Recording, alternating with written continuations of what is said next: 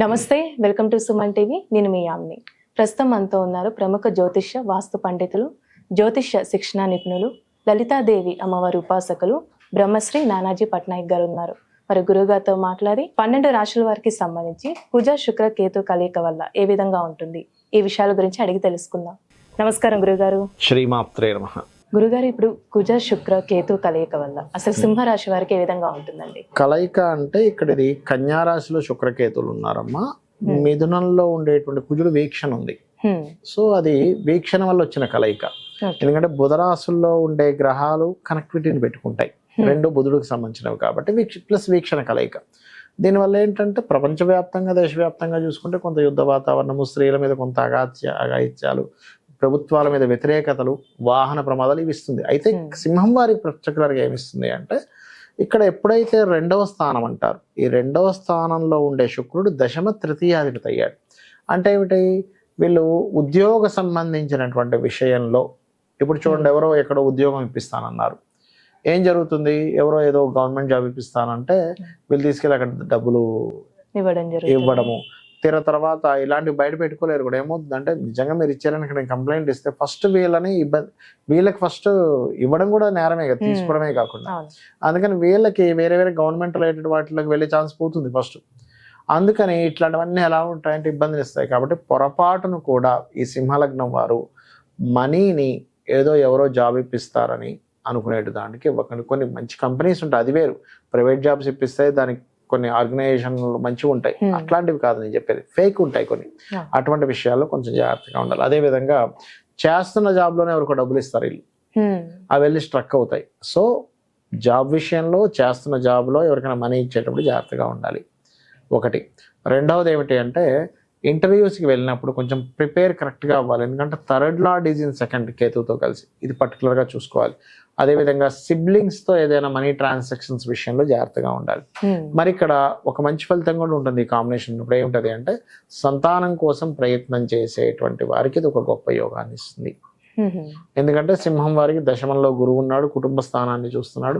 దాంతోపాటు అక్కడి నుంచి ఉండేటువంటి వేరే వేరే అంటే గురువు ఉన్న నక్షత్రం కానీ, నవాంశలో ఇప్పుడు తిరుగుతున్నటువంటి స్థితిగతులు కానీ, మిగతా గ్రహాల యొక్క ఆస్పెక్ట్స్ని కానీ మనం కనుక తీసుకున్నట్లయితే సంతానానికి సంబంధించిన విషయంలో ఇప్పుడు కొంతవరకు ఫ్రూట్ఫుల్ ఫలితాలు ఇస్తుంది. ఇక్కడ కొంచెం రాజకీయంగా కూడా, ఎందుకంటే ఇక్కడ రవి లగ్నంలో ఉన్నాడు కదా ఇప్పుడు ప్రజెంట్, కాబట్టి రాజకీయంగా కొంతవరకు పేరు రావడం, మీకంటూ కొంత కీర్తి లభించడం అని కూడా ఇస్తుంది ఇక్కడ. అది అయితే అండి, శుభకార్యాల విషయంలో ఏ విధంగా ఉండొచ్చు అంటారు? మరి వివాహం సంబంధించి కానీ అలా అంటే ఇక్కడ శని వక్రించున్నాడు కదమ్మా, శని వక్రించున్నందుకు కొంచెం సంబంధాల దగ్గర దాకా వచ్చి వెనక్కి వెళ్తుంటాయి. అది కొంచెం ఎందుకు అదంతా పాజిటివ్ గా లేదు అక్కడ చెప్పాలంటే. అయితే అండి, ఇప్పుడు సింహరాశి వారికి ఇంకా మెరుగైన ఫలితం రావాలంటే ఎలాంటి పరిహారం? మెరుగైన ఫలితాలు ఎప్పుడు రావాలన్నా గుర్తుపెట్టుకోండి అమ్మా, ఏ ప్లానెట్స్ మనకి ఎఫెక్ట్ ఇస్తున్నాయి, వీళ్ళు ఉపాసించాల్సిన దేవతా స్వరూపం ఎవరు అనేది పట్టుకోవాలి ఎప్పుడు కూడా. మనం ఇప్పుడు ఈ శుక్ర కుజ కేతువుల గురించి మనం చూస్తున్నాం కాబట్టి మనం ఏమనుకున్నాం, సింహం వారికి ఈ ఫైనాన్షియల్ మ్యాటర్స్ అనుకున్నాం. అందుకని ఏంటి, లక్ష్మీదేవి ఆరాధన ఎక్కువగా చేస్తూ ఉండాలి. లక్ష్మీదేవికి ఏదైనా తీపి పదార్థం నైవేద్యంగా పెట్టడము, గోవులకి ఇప్పుడు నూనె వేయకుండా కాల్చిన చపాతీలు చేస్తుంటారు, నూనె అసలు వేయరు. అలాంటివి ఒక 3 చపాతీలు గోధుమ పిండితో చేసిన చపాతీలు తీసుకొని దాని మీద చక్కగా తేనెను పూసి, ఆ తేనె పూసిన చపాతీని గోవుకి తినిపించాలి. తినిపించినట్లయితే ఇబ్బంది అనేటువంటిది రాదు. అదేవిధంగా కాస్త బెల్లము, క్యారెట్స్ తినిపించడము చేస్తున్నట్లయితే అన్ని విధాలా బాగుంటుంది. ఇప్పుడు ప్రపంచవ్యాప్తంగా చూసుకున్నట్లయితే ఏ విధంగా ఉంది? మనం ఆల్రెడీ ఉట్టి శుక్రకేతువుల కలయిక ఒక 10-15 రోజుల క్రితం నుంచి ముందే మనం చెప్పాము. ఏంటంటే కొంచెం స్త్రీల మీద కాస్త అఘాయిత్యాలు, ఎందుకంటే శుక్రుడు స్త్రీలకు కారకుడమ్మ. ఈ కేతువుతో కలిసినప్పుడు కుజుడు దృష్టి ఉన్నప్పుడు ఇట్లాంటివి జరుగుతాయని చెప్పి మనం ఆల్రెడీ ప్రిడిక్ట్ చేసాం. అదే రకంగా మనకి కనబడుతుంది కూడా. మొన్న ఏదో సంథింగ్ ఈ పార్టీ వాళ్ళు ఏదో చేసిన ఒక హీరోయిన్ విషయంలో కూడా మనకి జరుగుతుంది. అంటే ఏమిటంటే దీని ప్రభావం ఇంకో 18 రోజుల వరకు దీని ప్రభావం ఉంటుంది. అదేవిధంగా ఈ కుజుడు ఇప్పుడు ఈ మిథునంలో ఉండడం కాకుండా నెక్స్ట్ సెప్టెంబర్ 20కి కర్కాటకంలో కూడా వెళ్తాడు. అప్పుడు ఆ కుజుడు శుక్రుడిని కాకుండా, శుక్రుడి సంబంధం కాకుండా అక్కడ శని సంబంధం కూడా పెట్టుకుంటాడు. అందుకని అదొక 4-5 నెలల ప్రభావం ఉంటుంది. అంటే దీని ప్రభావం ఇప్పుడు ఓన్లీ శుక్రకుజ కేతువే కాకుండా ఇంకొక 5 to 6 months వరకు ఈ దేశవ్యాప్తంగా ఇప్పుడు ఆల్రెడీ కొన్ని యుద్ధాలు కూడా జరుగుతున్నాయి. సరే, దాని ప్రభావం పెరుగుతూ ఉంటుంది. పెరగడము, లేనట్లయితే కొన్ని అంటే ప్రభుత్వం కొన్ని డ్రాస్టిక్ నిర్ణయాలు తీసుకోవడం ద్వారా దాని యొక్క ప్రభావం పడడం, ఇట్లాంటివన్నీ కూడా ఉంటాయి. అంటే ప్రభుత్వం మీద వ్యతిరేకతనిచ్చేటువంటి గ్రహస్థితి నడుస్తుంది ప్రజెంట్ ఇప్పుడు. అందుకని ఏమవుద్ది, స్లోగా ప్రభుత్వం మీద వ్యతిరేకత ప్రారంభమవుతుంది. ఫస్ట్ ఏమో పాజిటివ్గా ఉంటుంది, దాని తర్వాత వ్యతిరేకత ప్రారంభమవుతుంది. అంటే మల్టిపుల్గా జరుగుతూ ఉంటాయి. ఒకవైపు వ్యతిరేకించేవారు ఎక్కువ మంది, ఒకవైపు ప్రభుత్వాన్ని సమర్థించే వాళ్ళు ఎక్కువ మంది. ఎలా ఉంటుందంటే ఇప్పుడు ఇవాళ రేపు మీరు చూడండి, ఏదో ఒక ఇష్యూస్ నడుస్తూ సమర్థించే వాళ్ళు వ్యతిరేకించే వాళ్ళు పెరుగుతూ వస్తున్నారు ప్రతి విషయాన్ని, ఇష్యూని. ఆ రకంగా ఏమవుతుందంటే ప్రభుత్వ సంబంధించినటువంటి విషయాల్లో, ఎందుకంటే ఇక్కడ రవి కూడా మనకి శుక్రకేతువుల మీదుగా ప్రయాణం చేయనున్నాడు ఆయన.